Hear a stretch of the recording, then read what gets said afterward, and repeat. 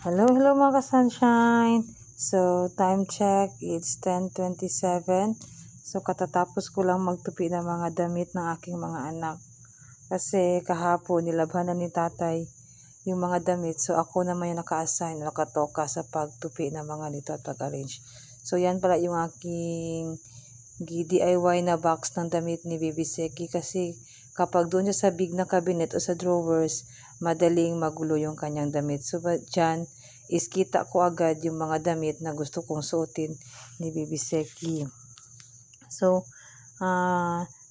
ngayon is ikikwento ko sa inyo yung ilan pa sa mga sintomas ng hyperthyroidism. So, kanina na-mention ko dun sa isa kong video is yung pagpayat at saka yung paglaki ng mga mata. Another na symptoms ng hyperthyroidism is cardiovascular na tumutukoy doon sa fast heart rate or palpitation. So ito, ramdam na ramdam ko ito noon. Pero hindi ko pa alam na dahil yun sa aking hyperthyroid. Nagtataka lang ako bakit ang bilis ng tibok ng aking puso. Tapos, kasabay nito ang aking madaling pagkapagod. So, kahit na 3 steps lang ng hagdan ang aakyatin ko, pagod o hingal na ako noon. Ang lakas na ng tibok ng aking puso. So, nasabi ko na rin kayo na yung sa pagpayat, hindi ko masyado na yung sa anxiety at saka irritability. Hindi ko masyado ito napansin na meron akong ganong sintomas. Pero yung tremors o yung parang nanginginig yung kamay is naramdaman ko yun. Na parang napasma ang aking mga kamay. Another is yung brittle hair. So nalalagas yung aking mga buhok. Usually yun siya is tumalabas kapag Graves disease. Yun yung aking case. Nasa Graves disease ako.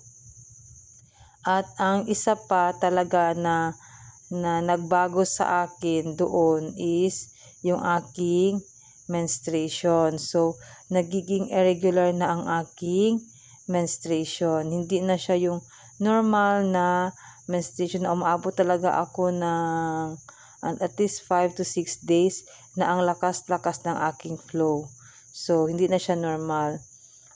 After noon, yung marami na kapag sabi sa akin na pumayat ako, lumaki ang mata ko, natatakot na rin ako dahil sa palpitations ko, naisipan ko na magpa-check sa doktor.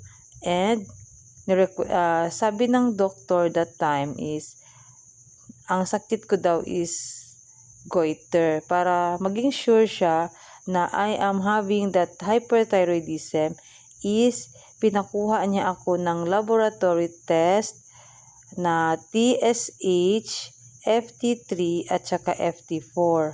Yun siya ang test na magdedetect kung anong klase o anong uri ng thyroid problem ang nararanasan ko. So, luckily, meron tayong budget that time, nakapagpa-check up tayo agad, and nakapagpagawa tayo ng laboratory para ma-confirm talaga yung aking case. So, yun lang po muna ang aking masishare about sa symptoms ng hyperthyroidism.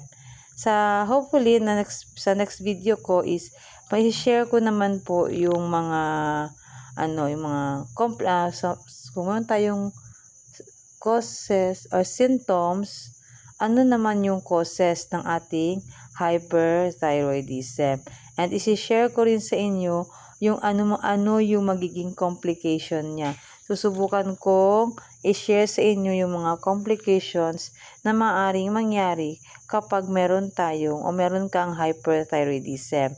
At ano yung mga diet na dapat nating gawin kapag meron tayong hyperthyroidism.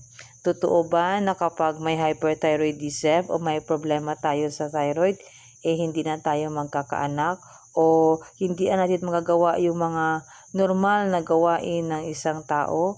So, doon sisikapin kong matalakay yung mga ganong questions. So, if you have questions, feel free to comment, tapos gagawan ko ng paraan para masagot yung mga tanong ninyo sa abot ng aking makakaya. Salamat po!